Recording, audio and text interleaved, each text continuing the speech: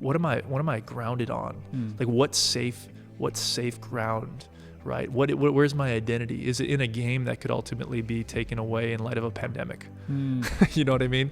Like, is it in something that can be taken away in light of an injury or just in light of, current events? Is it something that supersedes all of that?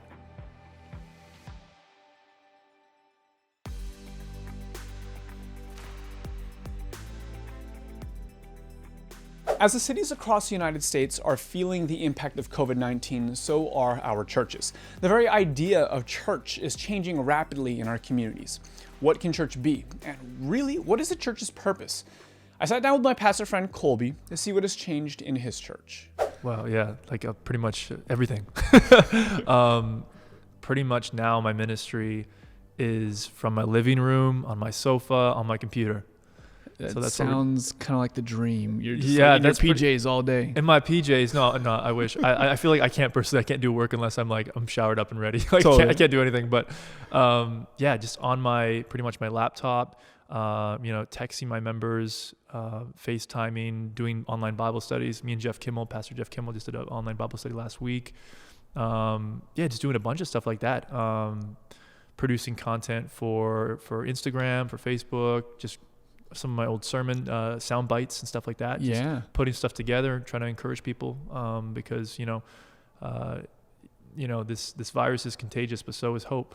All right. So I'm like, let's get the word out there and let's spread that like wildfire as well. Yeah, man. Yeah.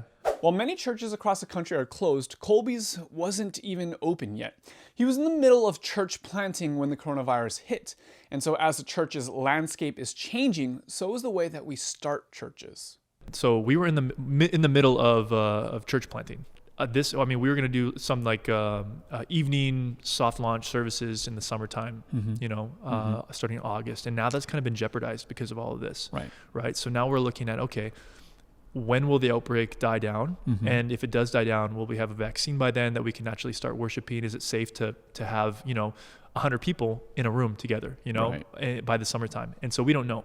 So now that kind of has offset all of our plans, and now we're kind of looking at, okay, well, what does the future look like for the next year and a half, 2 years of church planting? Does it look like we're going to actually launch a digital online church, like something where we have like, okay, we actually brand and market ourselves and promote ourselves that we're going to have a hard launch online. Wow. So a hard launch on either Facebook or Instagram or something like that, where people can stream in, but all of the marketing isn't for an in-person gathering. All of the marketing is to get people to click on our website, click on our link, and live stream in. Wow. So I don't think that's been done before. I haven't heard of church hard launching online, but it's an idea that we're playing around with. Yeah. Yeah. So I definitely am not getting the sense that all of your plans kind of being thrown out the window. You're like, dang it. And you're like bummed out. Right. It's like maybe there was a moment for that, but like right now the glass is definitely half full for you. Yeah. I mean, we're not throwing away our plans. We're not saying, oh, that's too bad. The ship sailed, we're done. No, we're gonna ride this thing out, and we're gonna, the adversity is no means to just throw in the towel. The adversity is a call to find new methods, new ministries, new models that are working, and the digital age has definitely brought us a lot of things that, in the face of a pandemic, that we can utilize to spread the good news of Jesus. I mean, I've had people reach out to me on Instagram, like it's been like this week in particular, just flooding my inboxes with questions about, hey man, seen some of your content. It's really encouraging. I'm not a person of faith, but I've been really interested in what you're saying. I want to know more. And it's just funny when things like this happen, people begin to reevaluate their belief system and reevaluate what they're grounded on and what they're grounded in. And if there's no foundation, if it's just loose sand, I think people they're looking for that stability. They're looking for identity. They're looking for something to stand firm on, even when the waters are turbulent. You know? So this has offered that.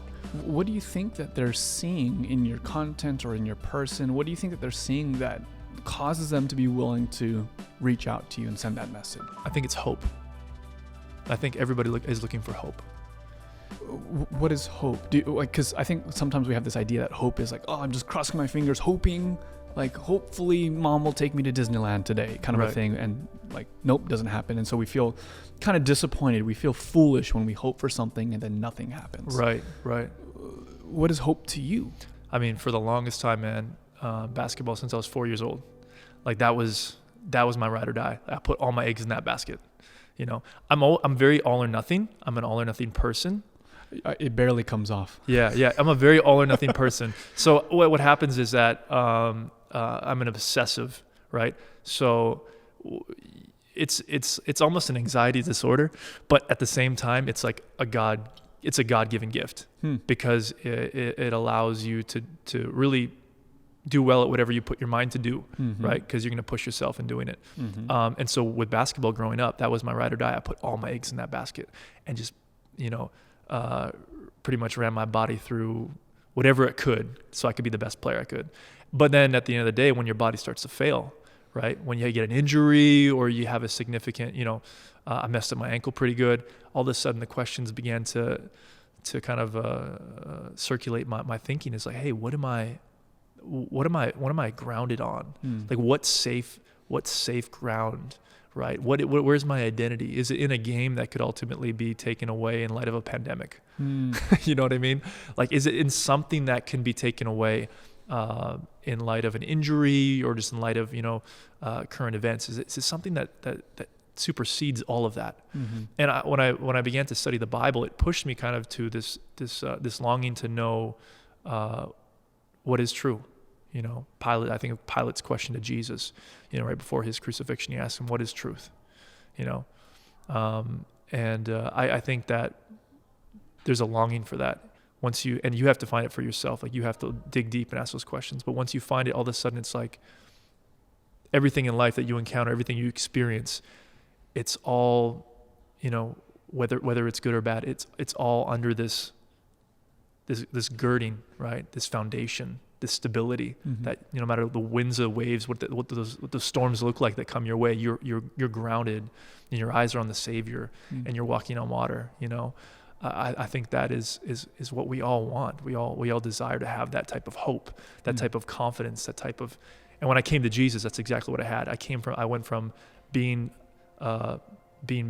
my life built on the premise that I had to succeed in sport, I had to do be the best player I could be to get to the best university, to get to the best professional team or whatever like that. But then when I came to the Lord, I just realized that in light of what He has done and the good news of Jesus, like those things are so secondary, so tertiary, right? We don't need to be consumed in those things and have our identity rooted in those things. Yeah. So if your life's not about those things, what is your life about now? The good news, man. The good news. I mean, the good news of the arrival of God's kingdom. I mean, that in and of itself, like that whole motif you read in the New Testament. And I'm a New Testament guy. Like that's why I did my master's of arts in New Testament. So that's my thing. But if you look at the kingdom of heaven motif in the New Testament, you see this amazing story of God bringing His kingdom to earth in light of the darkness, in light of the cosmic powers of evil and chaos, in light of all those things. You have this God who is coming down to our planet, in Jesus, and He's bringing all of the kingdom norms, all of the kingdom truths to this earth to make it a better place, right? And I think in the Western world, a lot of us have kind of we viewed faith as being something that takes place after death, like something that we receive a reward for after we die, after we kind of go into the clouds of heaven and we sit in the presence of God. But what Jesus really offered was something that was far greater than that.